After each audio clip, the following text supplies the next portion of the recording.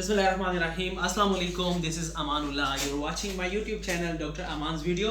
Weaver आज हम discuss करेंगे एक छोटे से वीडियो में द इम्पोर्टेंस या significance of using of iodine in stool microscopy.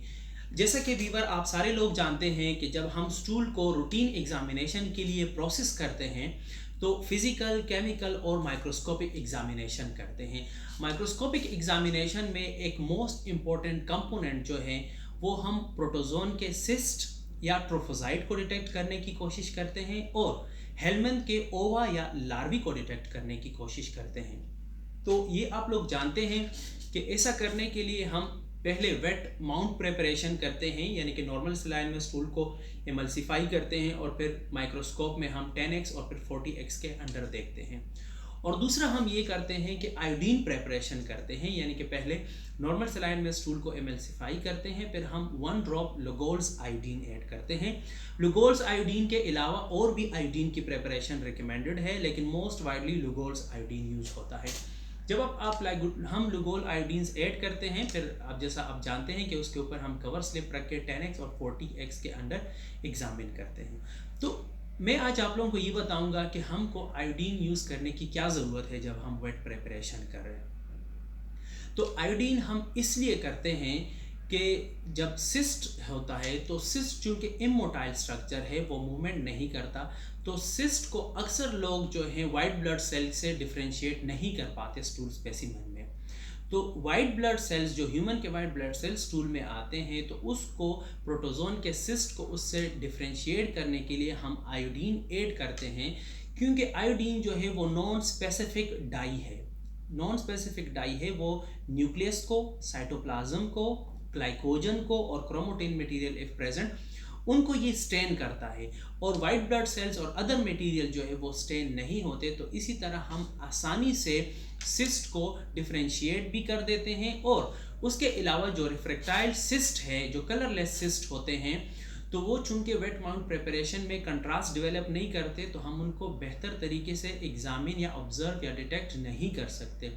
तो इन दोनों सूरतों को कवर करने के लिए हम आयोडीन यूज़ करते हैं। और आयोडीन जब हम यूज़ कर लें तो आयोडीन जो है वो साइटोप्लाज्म ऑफ द सिस्ट को गोल्ड येलो नज़र आएगा, यानी कि उसका कलर गोल्ड येलो हो जाएगा, और न्यूक्लियस ऑफ द सिस्ट जो है वो पेल रिफ्रैक्टाइल कलर नज़र आएगा। और अगर ग्लाइकोजन प्रेजेंट है तो वो ब्रेडिश ब्राउन कलर लेंगे आयोडीन का, और अगर कहीं पे क्रोमोटिन मटेरियल है तो क्रोमोटिन मटेरियल जो है वो डार्क ब्राउन कलर लेगा। और इसीलिए हम आयोडीन को यूज़ करते हैं स्टूल में रूटीन एग्जामिनेशन के लिए। आई होप कि छोटी सी वीडियो आपको अच्छी लगी होगी।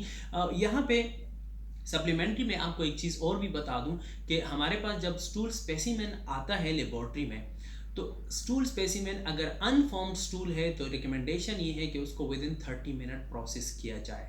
अच्छा, with in 30 minute arrival of the laboratory की बात नहीं हो रही, after passage of the stool जो है विद इन 30 मिनट आप इसको प्रोसेस करें, क्योंकि जो अनफॉर्म स्टूल होते हैं उसमें ये चांसेस ज़्यादा होते हैं कि वहाँ ट्रोफोजाइट हो।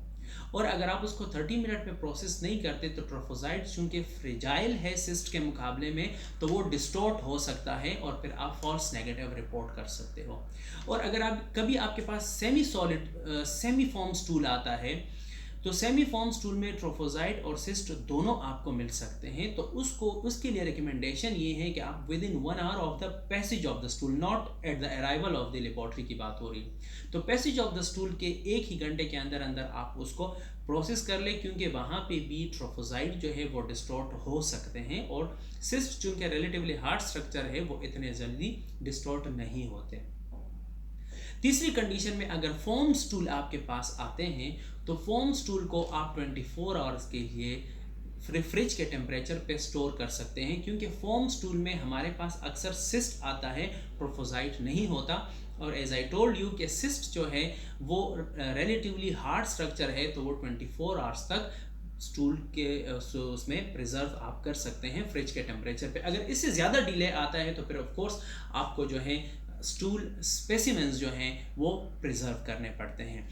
और वीवर में थोड़ा सा अगर आपको कंसंट्रेशन टेक्निक के बारे में भी बताऊं, कभी कभी इस तरह होता है कि क्लिनिकली स्ट्रांगली सजेस्ट किया जाता है कि this person is suffering from parasitic और एनी पैरासिटिक इन्फेक्शन जो प्रोटोजोअल भी हो सकता है और हेलमिंथ इन्फेक्शन भी हो सकता है।